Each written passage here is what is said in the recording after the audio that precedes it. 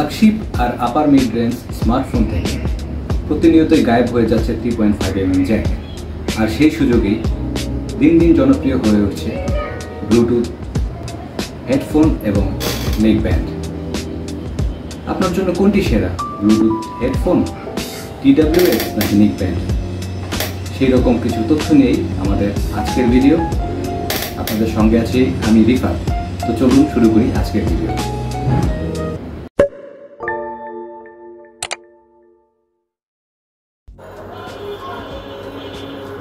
কম দামি M10 TWS অথবা Apple এয়ারপডসের copy Dubai version এই এয়ারপডসগুলো এখন বাজারে খুব জনপ্রিয়, কিন্তু সমস্যার বিষয় হচ্ছে এগুলো এক কানেরটা হারিয়ে গেলেই আর ব্যবহার করতে ভালো লাগে না।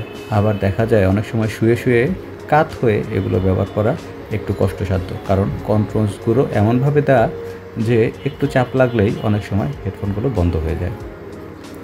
তো সেই ক্ষেত্রে আজকে আমরা আপনাদের জন্য নিয়ে এসেছি 120 ঘন্টা ব্যাক আপ দিতে পারবে এরকম একটা নেক ব্যান্ড, যেটার নাম হচ্ছে ট্রানিও। আপনারা দেখতে পাচ্ছেন বক্সটা আপনাদের সামনে নিয়ে এসেছি। ট্রানিও, এই ট্রানিও আপনারা একটু প্রিমিয়াম কোয়ালিটির ফিল দেয় এই বক্সটা। দেখেন এখানে আপনারা সিল স্টিকার লাগানো আছে এবং পেছনে সব চাইনিজ লেখা।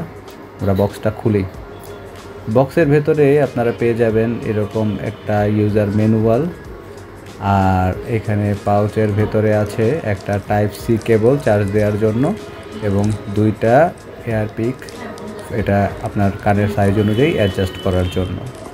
তো এই হচ্ছে বক্স কন্টেন্ট।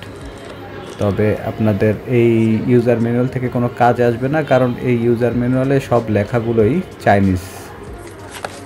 এটা সাইডেই রেখে দেওয়া ভালো, কারণ এটা আপনাদের কোনো কাজেই আসবে না।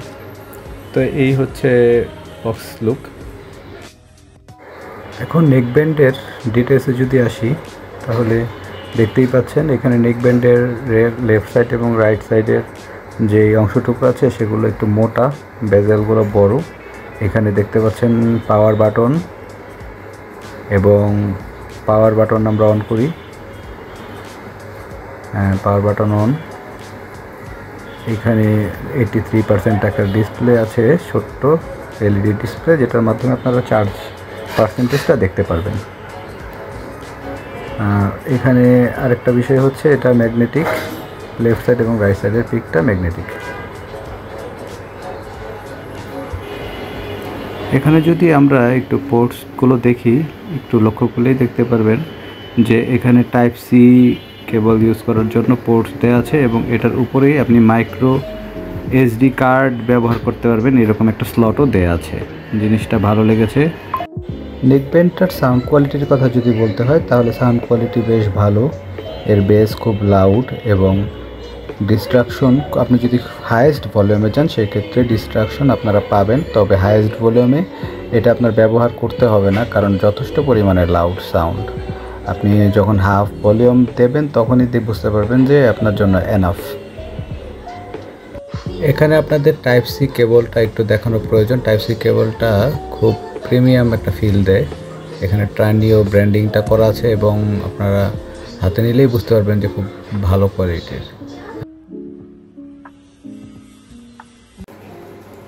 এখন আপনারা যে ভয়েসটা শুনছেন সেই ভয়েসটা এই নেক ব্যান্ড দিয়ে রেকর্ড করা।